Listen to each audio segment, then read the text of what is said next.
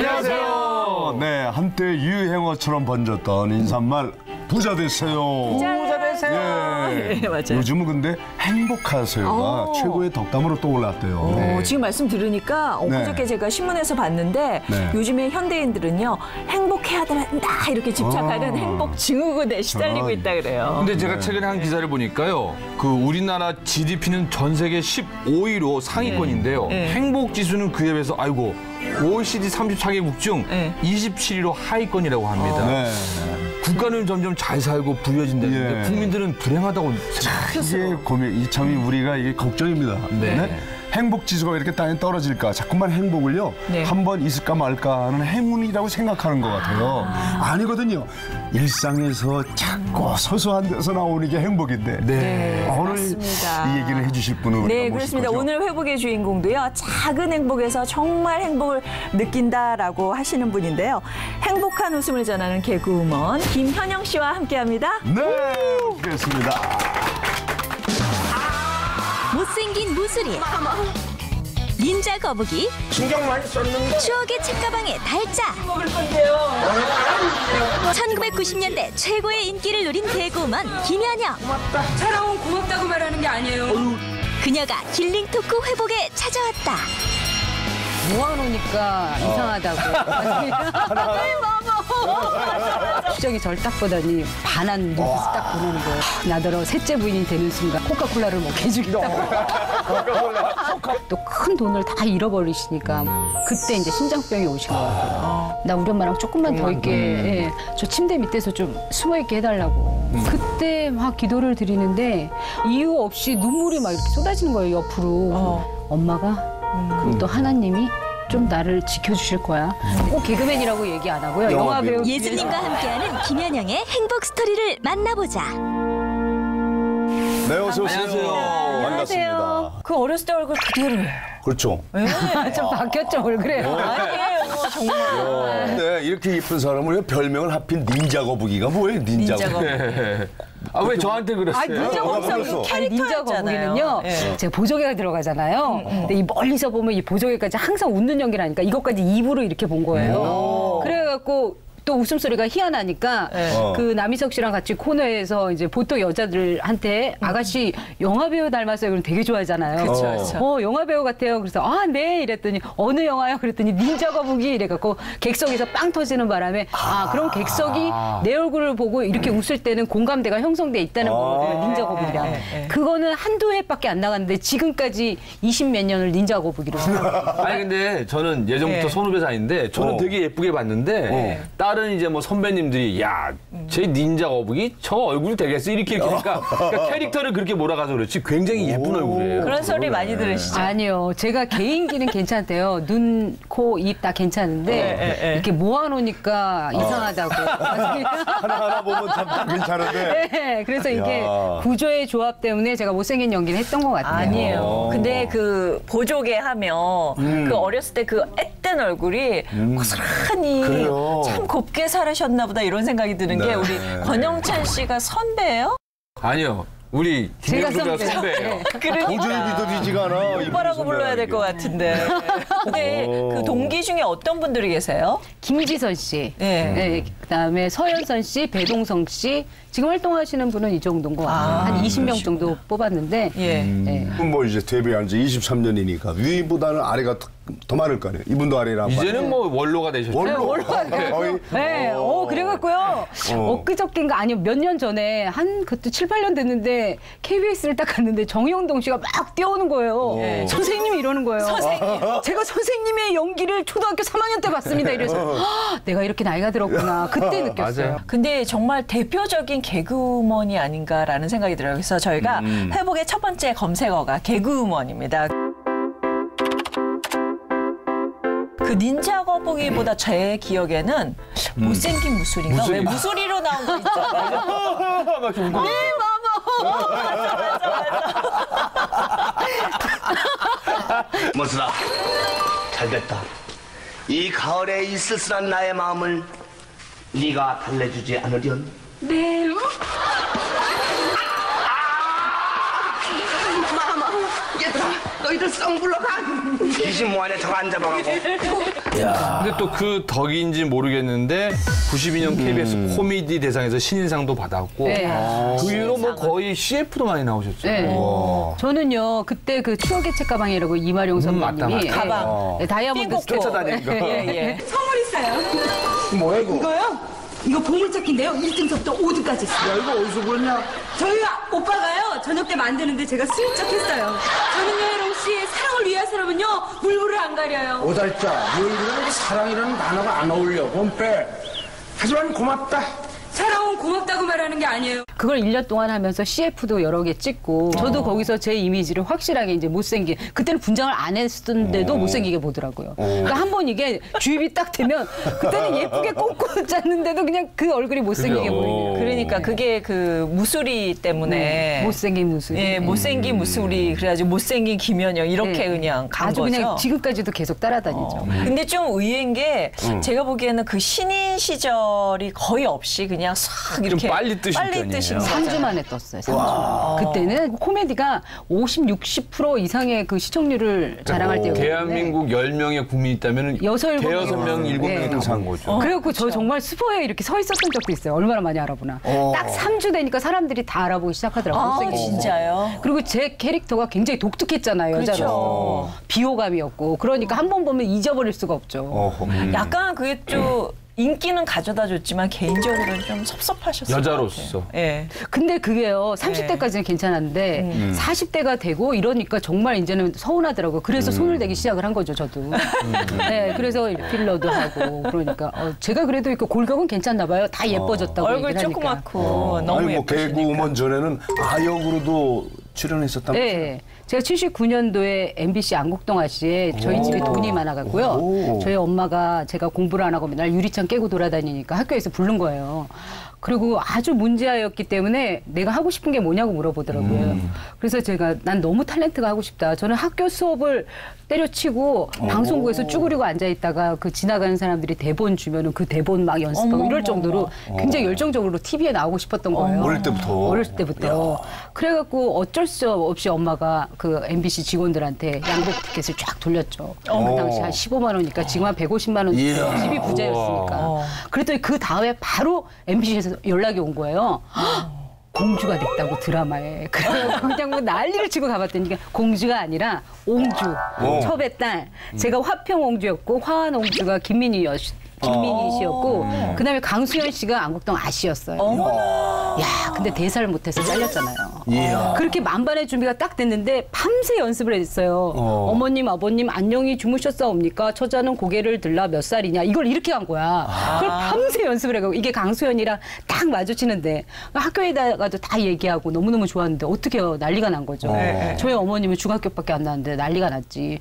그리고 MBC 찾아가고 저 잘리자마자 양복 입은 놈들 다 나오라고. 막 소리 질러갖고 거기에 이제 높으신 국장님 내려와갖고 이게 왜 무식한 거는 정말 용기 있잖아요. 무식한 사람만이 용기 있잖아요. 그리고 그 국장님이 아역은 아역으로 끝나니까 공부를 시켜서 연극영화과를 해갖고 아니면 그 다음에 도토리 칠남매에 한 4째를 준비하고 있으니까 이렇게 해서 어머님을 잘 달래서 보냈는데 제가 또 공부를 너무 잘한 거예요. 왜냐하면 초등학교 때는 그 등수가 안 나오는데 중학교 되니까 등수가 나오더라고요.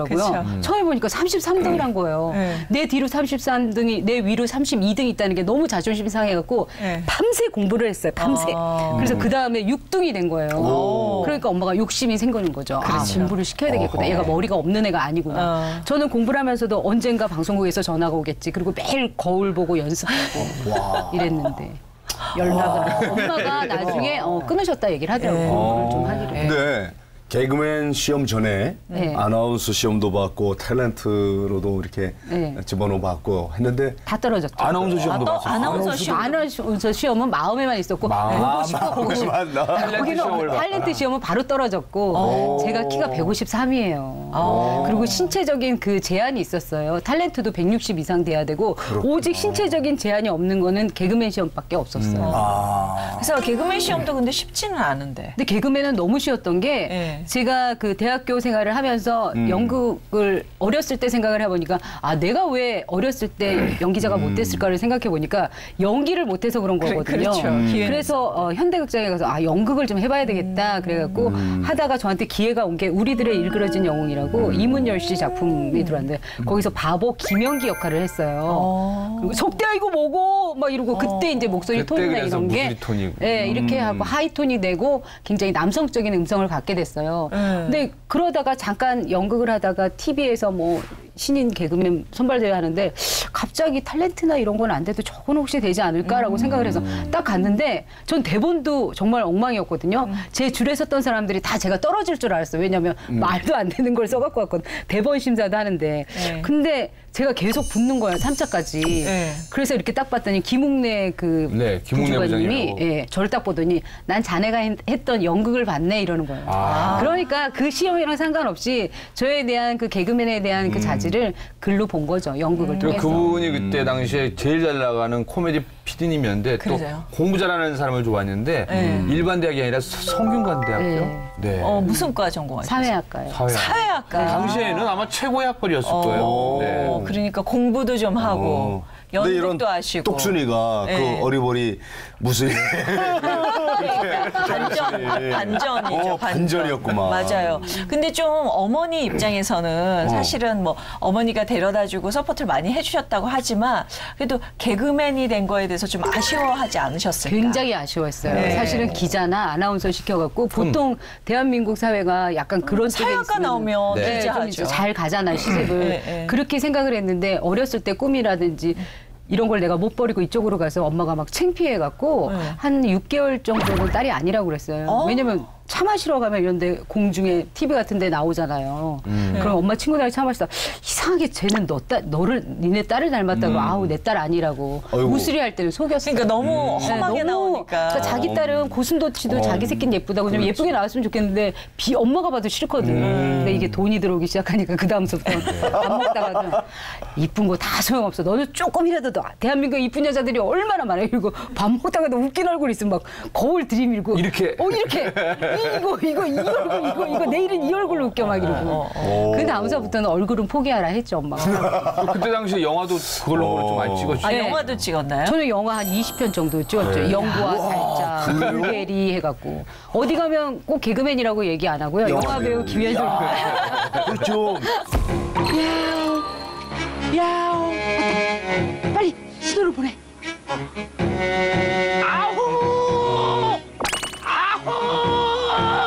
야, 너 그게 무슨 소리야? 우리 집 땡칠이 소리. 우리 땡칠이는 앞만 보면. 그리고 여행을 굉장히 많이 다니시지 않았어요? 저는 어렸을 때 저희 엄마가 점 같은 걸 되게 좋아하고 점을 봤더니 이 친구는 전 세계를 이렇게 다닐 운명을 갖고 태어났대요. 근데 우리 어렸을 때만 해도 전 세계를 다니는 사람들은 스튜어디스나 가능했거든요. 맞아요. 이게 말이 돼? 이렇게 기록지로 봤을 땐 절대 스튜어디스가 될 외모가 아닌데. 알고 봤더니 제가 개그맨이 된 다음에 여행 프로를 통해서 어쨌든 똑같이 스튜어디스만큼 이렇게. 정말 많이 다녔어요. 어디를 그렇게 많이 다니셨어요?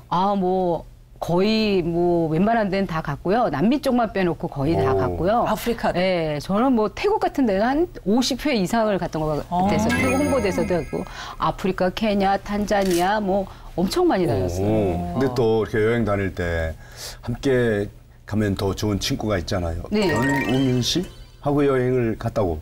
네, 변우민 오빠하고는 크루즈 여행. 네. 진짜요? 네, 크루즈 여행에서 만난 거죠. 그때 SBS 크루즈라는 여행이 있었는데 깜짝이야.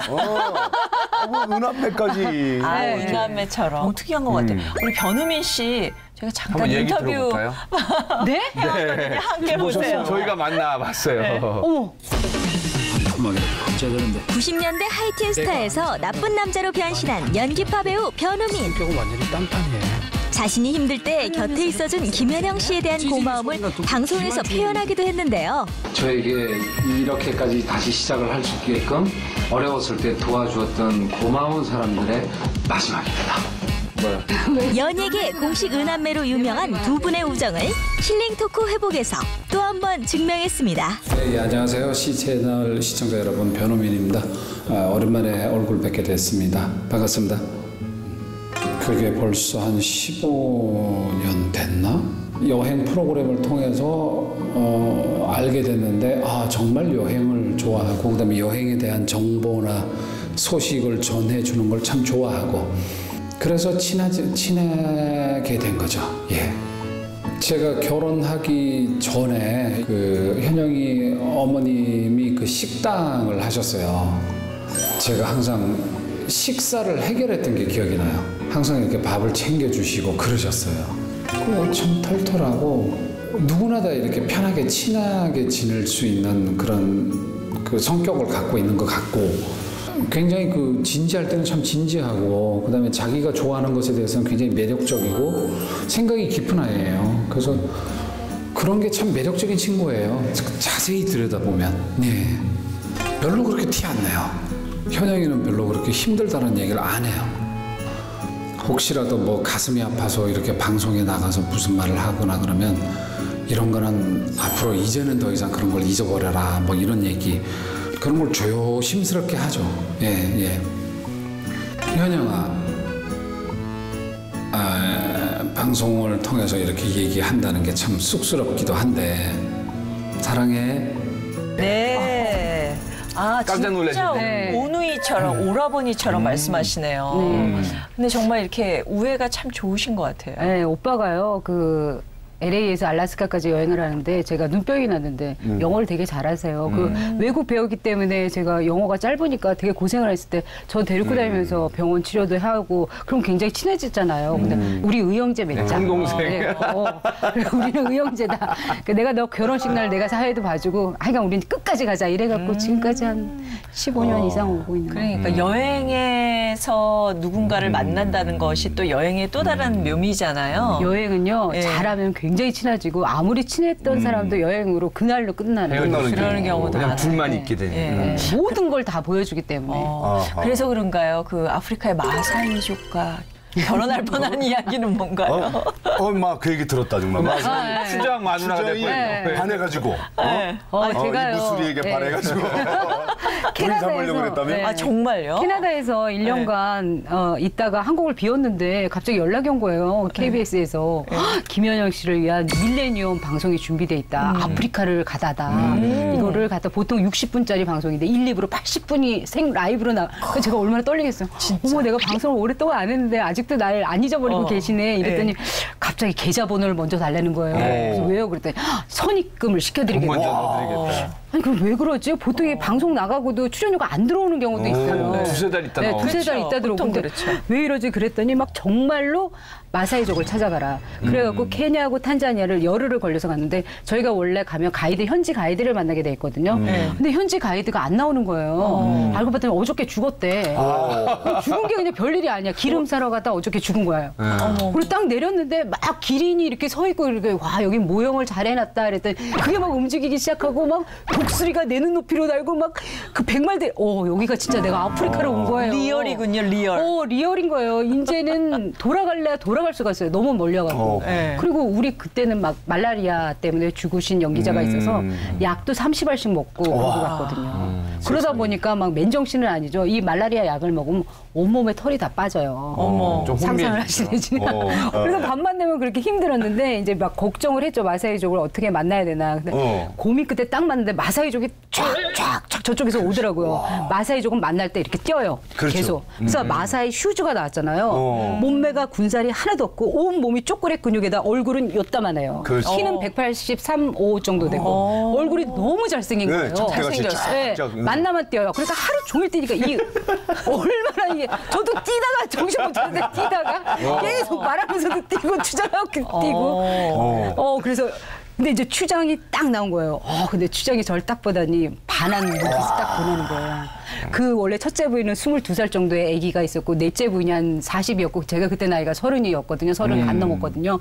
근데 날 딱 보더니 방에 들어오게 하겠대요. 사실은 우리가 그 당시만 해도 텐트를 치고 자서 자다 보면 뭐가 뜨끈뜨끈한 게 옆에 와 있어요. 불기가 있으니까 동물들이 와서 같이 자고 그 다음날 가면 고릴라가 새끼 알고 막 뛰어다니고 어디 가서 화장실도 못 갈 정도거든요. 그러니까 내가 그 추장에 간택이 돼서 이 건물 안에 들어간다는 자체가 굉장히 큰일이야. 이게 여자 남자가 없어. 우리 PD가 너무 축한다고 오늘서부터 저 건물 안에서 자면 된다. 근데 이 추장이 방을 갖다 첫째 부인과 둘째 부인 가운데 방에 날 딱 해놨더라고. 그래도 여자니까 약간 걱정이 되잖아요. 나더러 셋째 부인이 되는 순간 코카콜라를 뭐 개주겠다고. 코카콜라. 그 아프리카에서 부자들만 먹는다는. 아프리카에서 부자들만 코카콜라. 근데 제가 그때 사정 얘기를 했죠. 저도 서울 가면 기다리는 사람이 있다고. 그리고 잘만 하면 이제 추정이 들어오면 벌떡 일어나는 거예요. 오늘이 그날인가? 진짜. 혹시 내 방으로 들어오는 건 아닌가?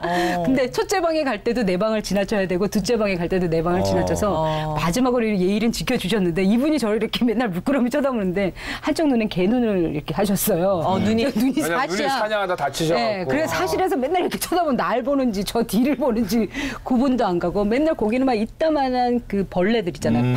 파리지. 똥파리들이 막 얼굴에 부글부글 붙어 있고 하여간 그렇게 너무 힘들는데 지금은 아마 그분 돌아가셨겠죠? 연세가 좀 있으셨어요. 그 방송은 진짜 재밌는 방송 됐겠어요. 네. 근데요, 그 방송하고 나서 이 머리는 다 막 옥수수 털로 다 날리고 온몸에 기미 끼고 이래갖고 제가 출연료 정말 얼마 안 받았거든요. 1억을 줘도 안 간다 했어요. 그 다음부터. 왜냐면 목숨을 걸고 한 거였기 때문에 라면을 먹어도 넷이서 먹으면은 4개를 딱 삶아요. 남자들보다 더 먹었어요. 한쪽에 이렇게 놓고 왜냐면 이 약을 소화해내야 되기 때문에 말라리아 약이 독하기 때문에 이렇게 막 혀가 막 말리거든요. 그러니까 살아야 되겠다는 의지가 그때 한번 하나님 제가 살려달라고. 당시에 어떤 제가 아무리 여행을 좋아해도 아프리카도 여행이라고 해외라고 형제를 줬습니다. 이 땅을 보내주고. 그때 충격이 커갖고. 그러니까 한 지구의 3분의 1 정도는 돌았다. 그 정도로 여행을 많이 하셨는데 여행의 그 백미는 뭔가요? 여행의 백미는 그건 같아요. 가는 재미보다 이 날짜를 정해놓고 막 설레이는 기분 그리고 못 가본 거에 대한 어떤 새로운 체험. 저는 사랑하는 사람을 만나러 가는 그런 느낌인 거예요. 막 연애를 시작했을 때 막 설레이는 그런 느낌이 그 여행을 갈 때 그 마음이 똑같이 들어요. 막 설레이고 막 뭘 싸면서도 그러고 느낌이 어떨까. 그래서 항상 여행은 저한테 어떤 충전을 주고 그다음에 내가 일이 안 좋고 이랬을 때도 여행을 갔다 오면 아마 좋은 일을 같이 갖고 올 거야 이런 생각으로 여행을 항상. 네, 그런 여행이 있죠. 준 정말 가져다 준 선물이에요. 자, 이제 오늘 회복의 두 번째 연관 검색어가 가족인데요.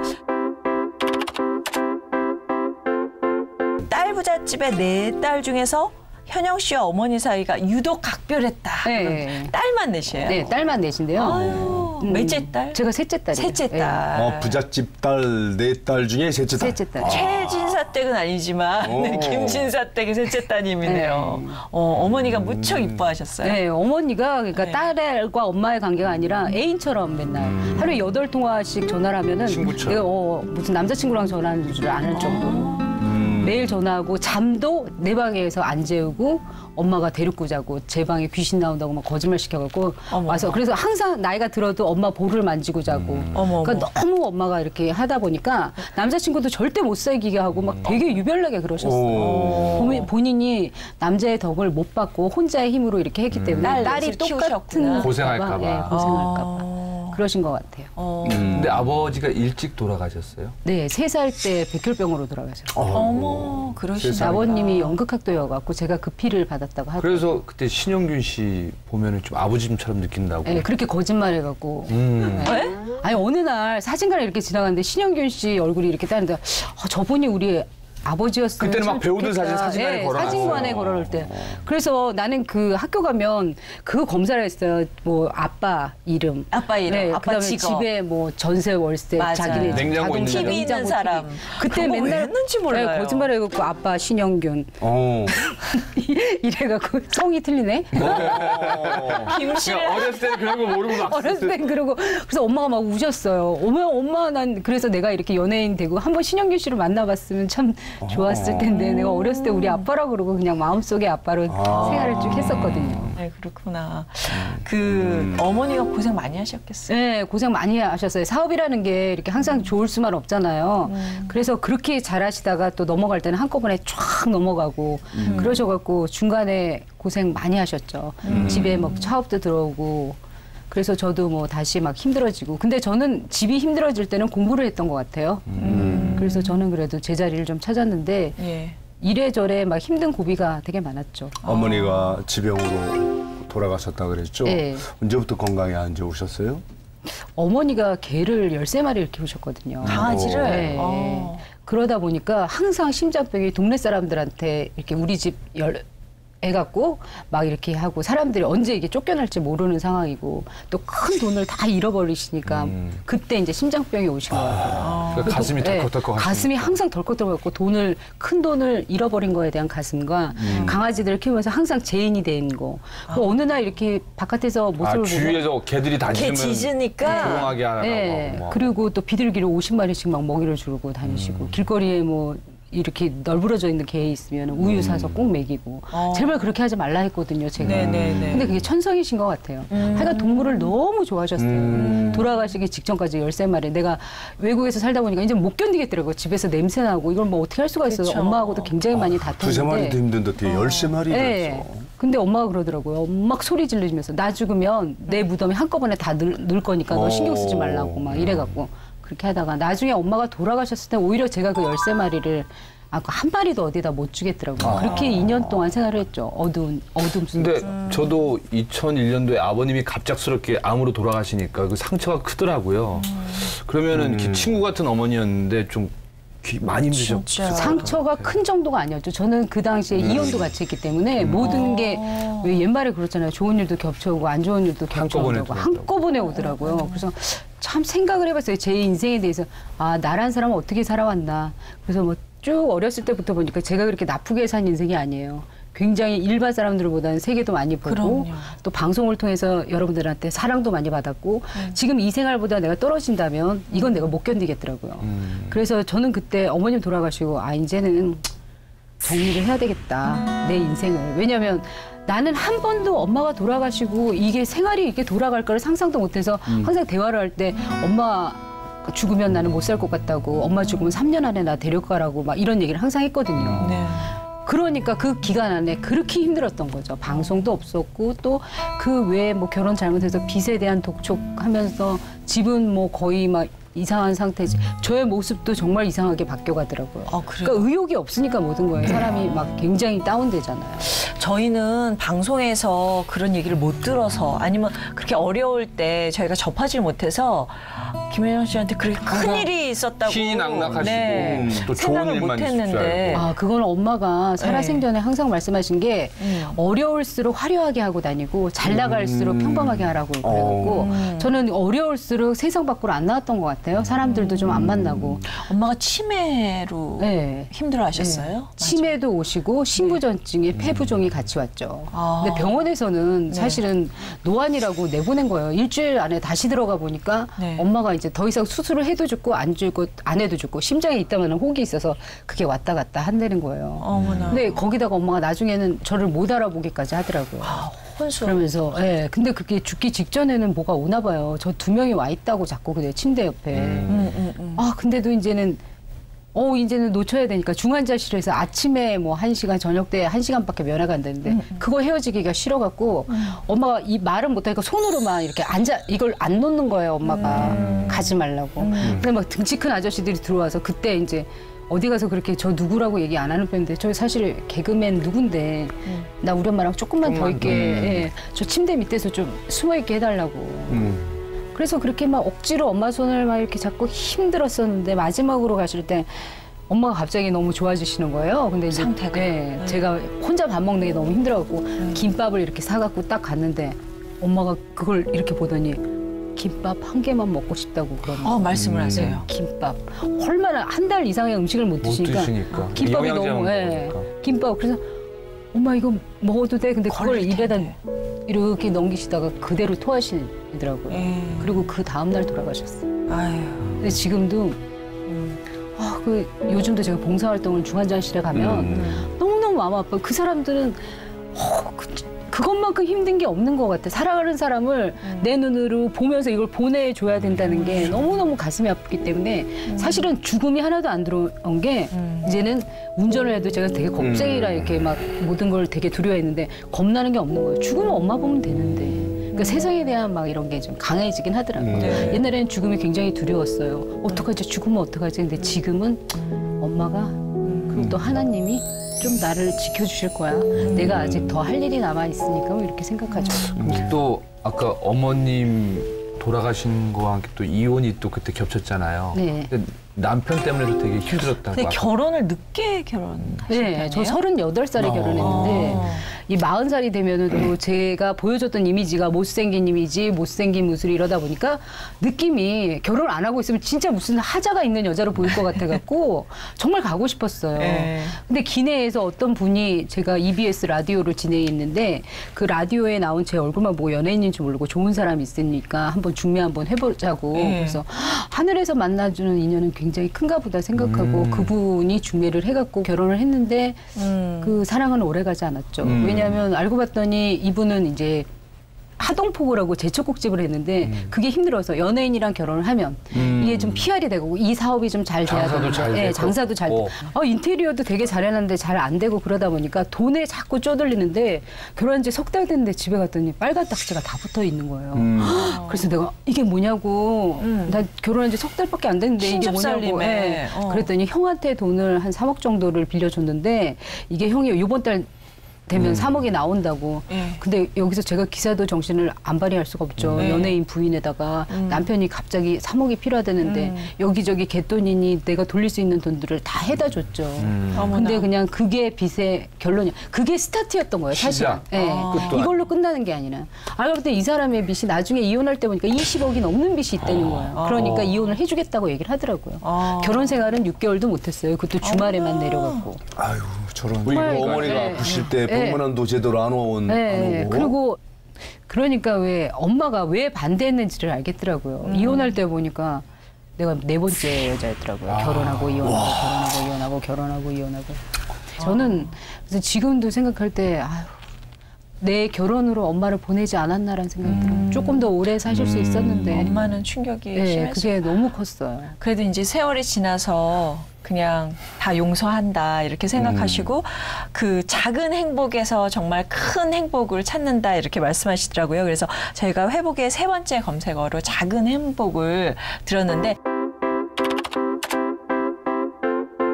교회는 언제 처음 가서 하나님 교회는 만나셨어요? 5년 전에 갔는데 사실 저희 집안이 그 불교 집안이라 불교 TV 진행을 한 7, 8년 동안 했고 저희 어머니는 아주 그냥 절실한 그것도 보통 절실한 게 아니라 3000배의 기도를 하고 매일 새벽 기도를 할 정도로 막 저에 대해서 막 열과 성의를 다하고 그리고 제가 만일에 그러다가 저한테 불교 방송이 들어왔는데 불교 방송이랑 공중파랑 이렇게 같이 걸리면 무조건 공중파를 나가지 말고 불교 방송을 해야 된다.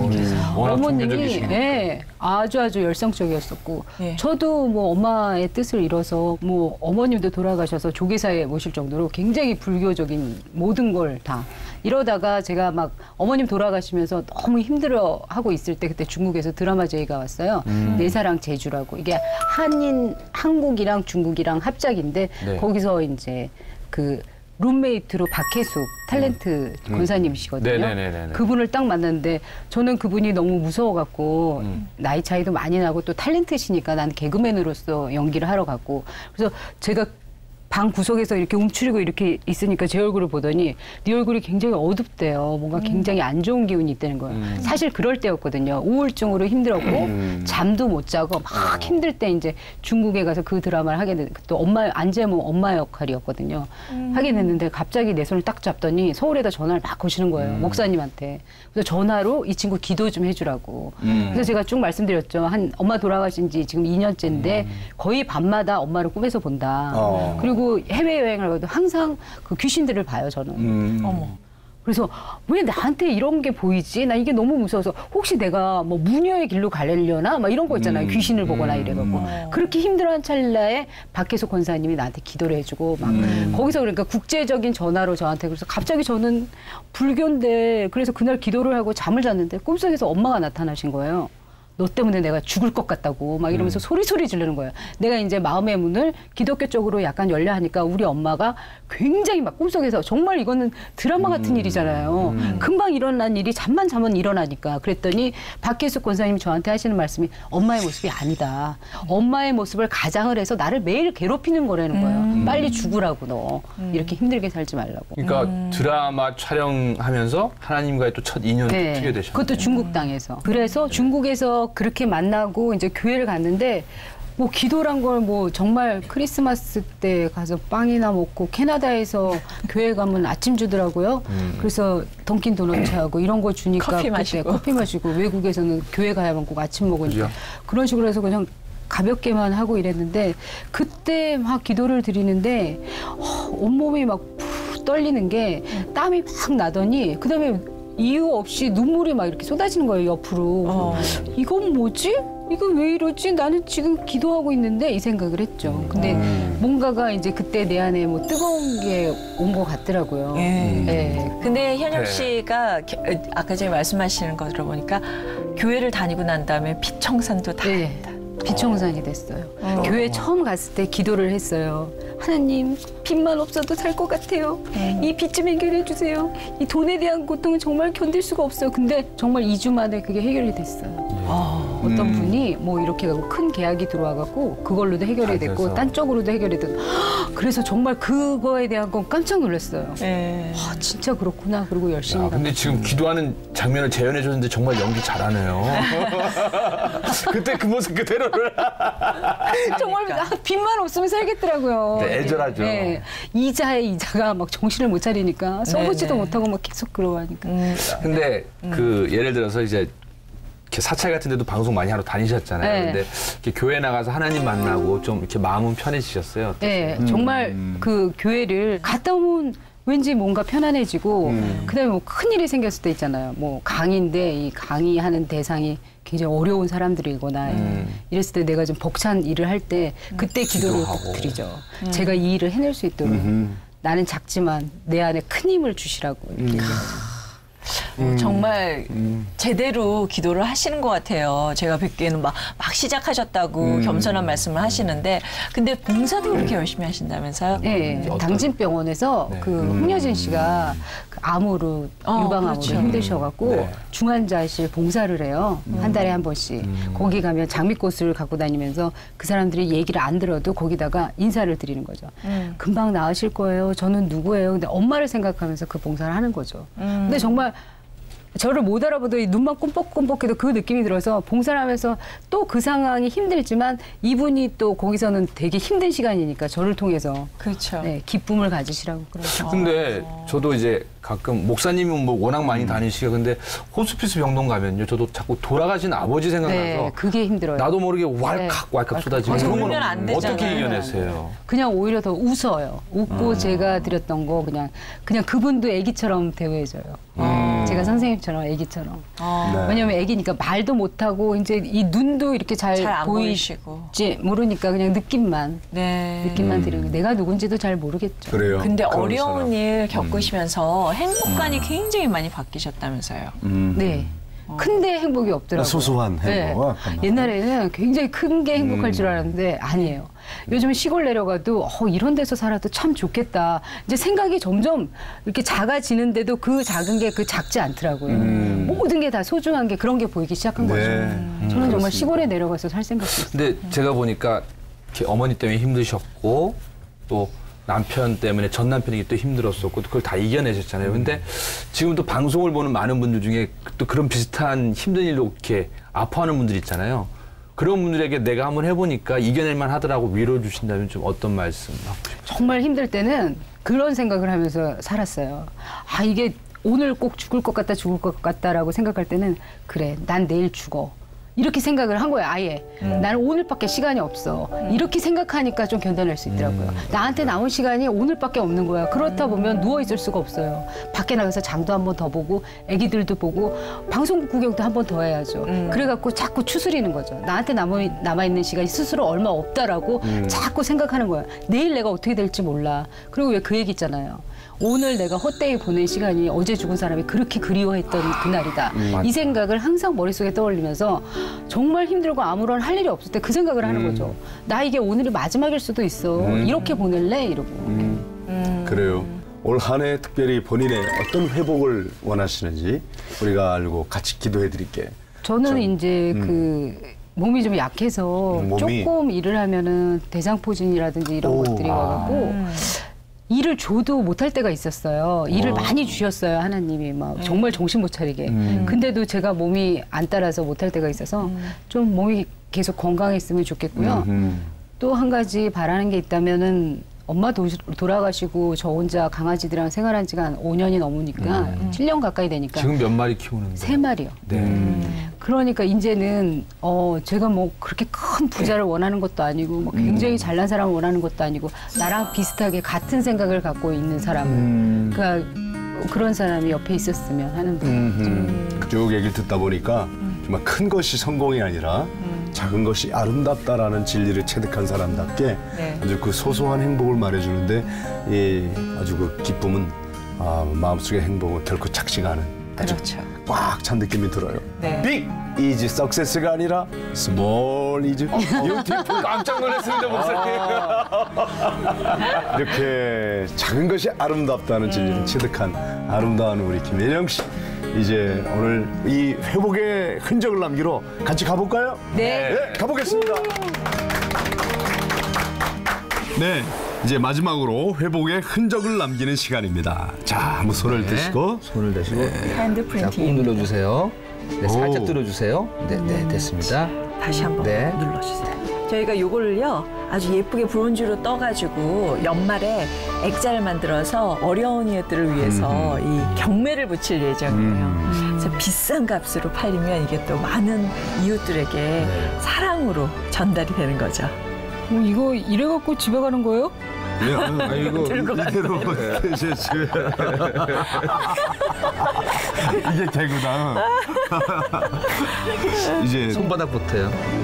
됐습니다. 네. 쭉 빼시면 됩니다. 잘 나왔어요. 여러분들의 회복을 위하여 내민 김현영의 손입니다.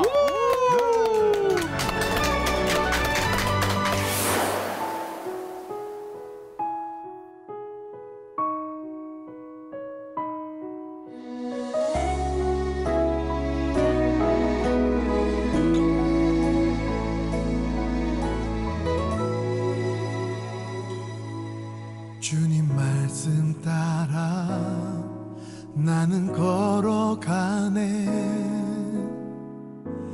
주께서 가신 그 길을 믿음에 눈들어 주를 바라보며 주님께 내 삶 드리네